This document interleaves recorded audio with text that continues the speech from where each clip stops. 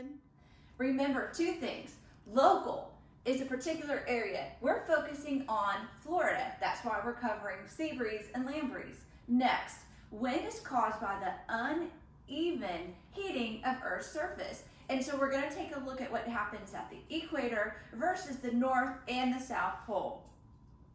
First of all, with sea breezes, they occur near our shorelines of the beaches. During the day, we know this, that during the day time, land heats up faster than the ocean. And during those hours, what happens is that heat rises from the land, that cooler air rushes in from the sea, and this causes a convection current to occur. And so we call that a sea breeze because wind is always named based on where it's coming from. So during the day, we can expect a sea breeze while we're at the beach, and that's what cools us off. However, during the evening hours, the ground cools faster than the ocean. The ocean remains warm. So what happens at this point is that the water is emitting that hotter air, and so as that heat rises, that convection current occurs as the cooler air is able to rush in from the land. Again, wind is named based on where it's coming from, so we call that breeze a land breeze as this convection current is happening. Convection currents near our shorelines cause sea breezes to happen during the day and land breezes to occur during the night. And there you have our local winds that we're going to be studying about. Good. Next, we're going to talk about global wind patterns. To help you with global wind patterns, I have a couple of really great videos that I would love for you to watch, but to hear specifically from me, I want you to remember a couple of things. We've talked about air pressure. Remember that warm air rises while cool air sinks and condenses. Wind occurs when the sun unevenly heats up Earth's surface, and what we find is that that hot air or that warm air rises and a cooler wind is able to move in based on where land or the Earth's surface is heated unevenly from a different area. The question we're answering is, how far can wind travel? We've talked a little bit about our local winds, but I want to address wind on a wider scale and look at global winds. Wind can travel thousands of kilometers and can stay in a steady pattern for weeks.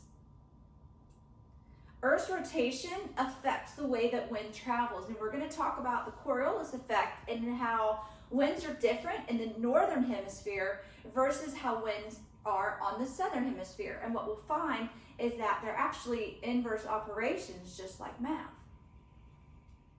Due to the Coriolis effect, what we find is that winds in the northern hemisphere actually curve to the right, where winds in the southern hemisphere take a curve to the left. I moved on to our article just to give you a better example of what I'm looking for your map of the winds. And these are the three different types of winds that I want to see labeled on your map for your pirate, with the exception of one other, which are the doldrums. And the doldrums will be labeled right here at your equator at 0 degrees latitude. But I most definitely want to see where you label your trade winds on either side of the equator, the westerlies and your polar easterlies, both at the North Pole and also down at the South Pole. And you can see where they added them in here to the side. You may also want to make sure that you label down here the rotation of the Earth, that it is in a counterclockwise direction. But there is an example in your Google Slides, but there's also an example here for your globe in the article. So this is probably a better example in the article to help you label your map for your pirates. The last type of winds I want to talk about don't happen where we may sense them. They actually happen in the troposphere, and the troposphere has two different types of jet streams, both in the northern hemisphere and in the southern hemisphere. Those are the polar jet stream and a subtropical jet stream. And in the jet stream, the wind can move at speeds greater than 200 kilometers per hour. I remember, and I'll show you a picture right here of the direction of our polar jet stream and our subtropical jet stream when I lived in Texas. It was amazing. On our flight from Texas, from Fort Worth to Florida, we could basically ride that jet stream to Florida and save time on our flight. But on our return trip back, we would notice that the actual time coming back was a little bit longer because we were then flying against that jet stream. So pretty impressive. And also note that airplanes do fly in the troposphere, so that's just a fun fact for you. So you can see again our polar jet stream, subtropical jet stream, and again those are not in what we would experience, especially for our sailors or pirates that are in this project. This is located in our troposphere, and there's a great video for you. Also take note down here in the southern hemisphere, the polar jet stream and the subtropical jet stream as well. This is your assignment for the week. You are going to help the pirates survive.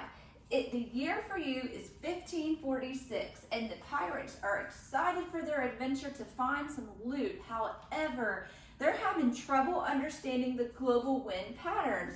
And so you've got to help them navigate the seas. My expectations for you, or your task, is to construct a map. And on this map, you're going to need to include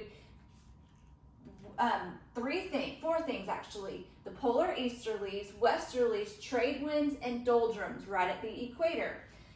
Please use the map that I'm providing for you and the compass. If you cannot print the map or the compass, do your best to draw as what you'll see on this paper. Now, a couple things you have to have: a title for your map, locations and degrees of the global wind patterns, and I told you them again. Also, I want you to write a description of each. You may use the actual definitions that I've given you yourself. Don't make this difficult. So, and then I want you to explain. You can even use a T-chart, and I want you to call it two things: helpful versus harmful. So I want you to tell me which would be helpful winds for your sailor and which would be harmful. And so you can see here in this example that here we have Ye Old Map. That is the title. And we have the Sailor's Delight. These are the winds that are favorable. Beware. These are the winds that would be harmful to our sailors or to our pirates.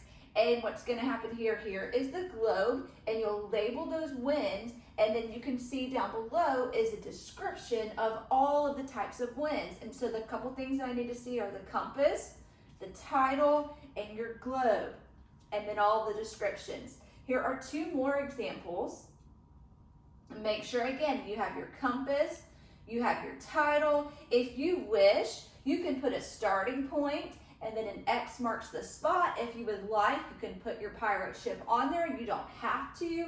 But again, you want to label which winds to stay away from, which winds would be helpful, and then a description of those, and it's labeled on your map. I think the best map that covers everything is the Ye Old Map, because we see our title, we see the good winds, the winds to be aware of, and then a description of all the winds plus where they're labeled.